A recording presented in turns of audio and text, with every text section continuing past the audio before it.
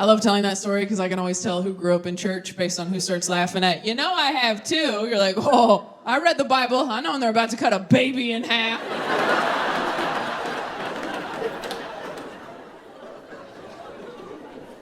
I don't think the dating app thing is for me, by the way. I don't think I can do it. Is anyone in here on dating apps?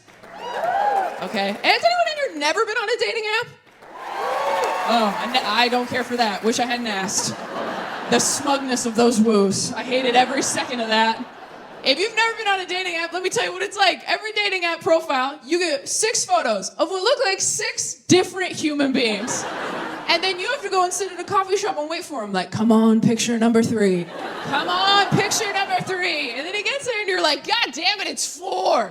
But you can't just leave. You got to sit there for 45 minutes, nodding and smiling, knowing you're going to ghost him later. You feel creepy. You feel like Haley Joel Osment in The Sixth Sense. Just like, oh, he doesn't know he's dead yet. Dating is so awkward, especially dating apps. A dating app date is not a blind date, but it is a nearsighted one, The first date's easy. You get dinner, drinks, that's basic. But then they're like, this was fun. We should hang out again. What should we do? And you're like, well, shit, I'm not a person with hobbies or interests. I'm basically just a stack of frightened possums in a trench coat right now, doing an impression of someone I saw on the street 8 years ago. So then you gotta go home and get online like a loser, like Date Ideas 2023. We could bowl. You ever drive past a bowling alley? Like, at least stay open. Second dates, that's how. We could bowl or mini golf. Is laser tag a real thing? You're just doing shit church youth groups do? When they're trying not to touch each other? Just lace up those bowling shoes, my man. You're either gonna commit to me or Christ tonight. Can't finger these holes, you can finger those. Pick your ball. Pick your ball. I'm an introvert, and I think that's why dating's harder for me. Extroverts are better at dating because you like getting to know people. You're like into it for some reason. That's why I think you're better at casual sex. When you think about it, a one-night stand is really just meeting someone as hard as you possibly can. I've never been able to have casual sex as an introvert. I can't even relate to my male comic friends in green rooms when they're talking shop about road sex. They're like, yeah, I had sex with this girl and then kind of just lost interest after I came. I'm like, totally. That's how I feel after I poop in a Barnes & Noble. Right? Because it's like, I got what I came for. We can go. But those are my most fun friends to talk to. My friends who have casual sex regularly, I always want to hear their updates. I have a friend, she's on Tinder. I call her every Monday. I'm like, hey, how was your weekend? She goes, great. Remember that guy I told you about? He is so good at dirty talk, Taylor. I'm like, what's like good dirty talk, in your opinion? She goes, I really like being called like a slut and a whore. And I'm like, oh my God. If you like being called a slut and a whore in bed, your parents loved you so much. Like, dirty talk is hot because it's shit you've never heard before. Ooh. If someone called me a whore in bed, I'd be like, excuse me? That's what my father calls me. That is a family name. Boundaries, sir. Look around. Is this sex or Thanksgiving? Read the room.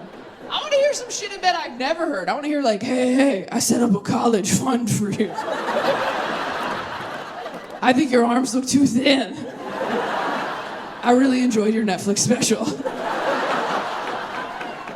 I have some daddy issues. I'm working on them. In therapy, not in my relationships, not anymore. I used to put my dad and my ex-boyfriends on the same group text and write in all caps, I don't feel pretty today. Whose fault do we think that is? Discuss. That works so much better than it usually does. I'm worried about you guys. That one's usually for me. Are we all right? I really like you guys. You guys are great.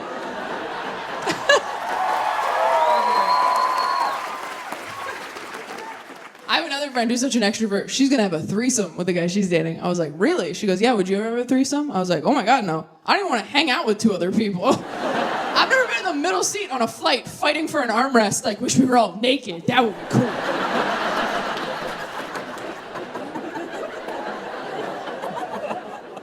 I don't even think I could date an extrovert again. I dated an extrovert once. We moved in together. The first week we lived together, he's like, hey, what if we had some people over? I was like, look, if you don't want to be with me, just say so. You want to have people over? Over what? My dead body? If you're an extrovert and you're in love with an introvert, you gotta understand, asking us to invite people over is like asking us to do anal. Watch our face change. Like, I'm sorry, is it your birthday? Seems like a big ask for a random Tuesday. live alone now. It's incredible. I fall asleep in the middle of the bed like a boy king, just like, good night, Joffrey. It's fantastic. I eat all the food I buy. Every grocery I buy goes me or it goes bad. That's power, DC. Yeah. If I clog the toilet at home, I don't have to deal with it right away. That's...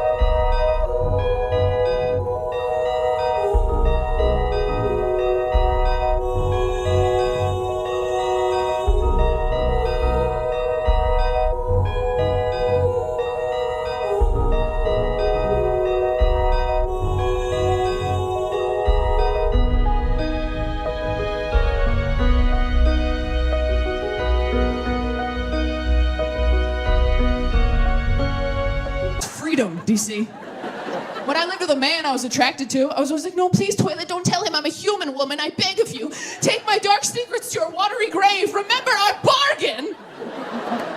Now I'm like, you loser, toilet. That's what lids are for. You want to see the sky? Do your job.